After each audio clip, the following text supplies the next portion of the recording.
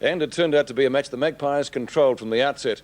With David Cloke, Tony Shaw and Gavin Brown in sensational form, Collingwood got the jump at the start, and handling the heavy conditions superbly, their victory was hardly ever in doubt, the winning margin eventually being 39 points. Cardinia Park was hardly in a condition conducive to good football, but there was plenty of that early. The Magpies' first 2 goals came from free kicks to Taylor and Starcevic.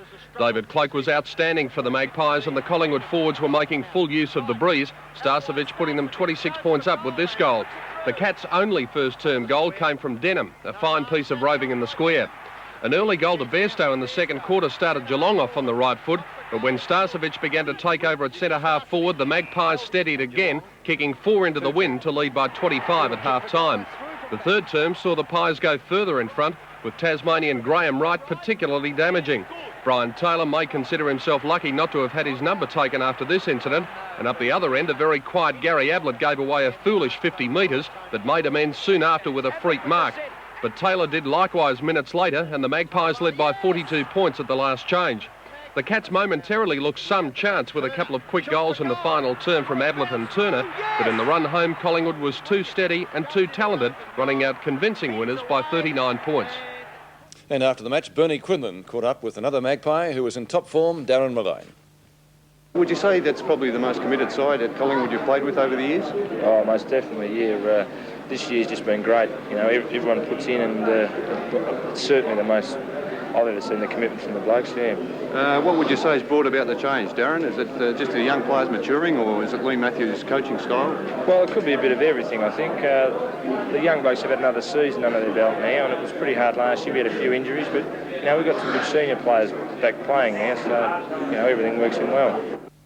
At the MCG, what started as a demolition derby finished just a little bit quieter as Melbourne proved they could mix it when the going gets tough. The Demons led throughout, thanks in part to a super performance by David Williams, who kicked 5 goals, and big man Stephen O'Dwyer, who was dominant all day. Dixie Marshall has the highlights. The first quarter was a getting-to-know-you exercise, a sort of slap-up affair. Down goes Wilson. John Todd's quite obvious roughhouse tactics were brushed aside by the Demons, who chose to concentrate on the ball rather than the man.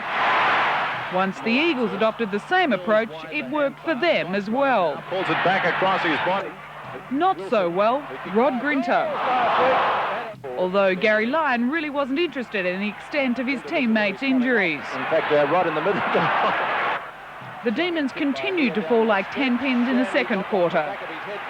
But still, their strength was in skills. Here, Yates has the best of those. Pass, I think, intended for Zanotti, but it's picked up by Yates. A snapshot of goal! Despite Turner's efforts to prove who really wore the pants in this match, the D's pulled away to lead by 21 points at the major change.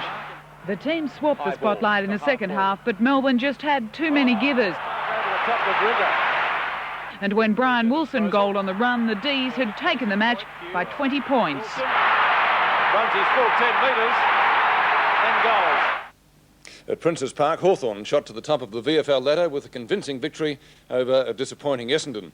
The second quarter was the turning point of the match when the Bombers' forward line failed to take advantage of the breeze, and with John Platten back in the side and in top form after injury, the Hawks sailed to an easy 50-point win.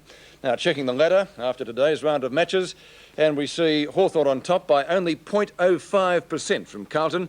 Melbourne also has 36 points, Collingwood and Geelong making up the 5. Outside, Essendon on percentage, and then 3 interstate teams, the Eagles, Sydney and Brisbane, all now 1 game outside.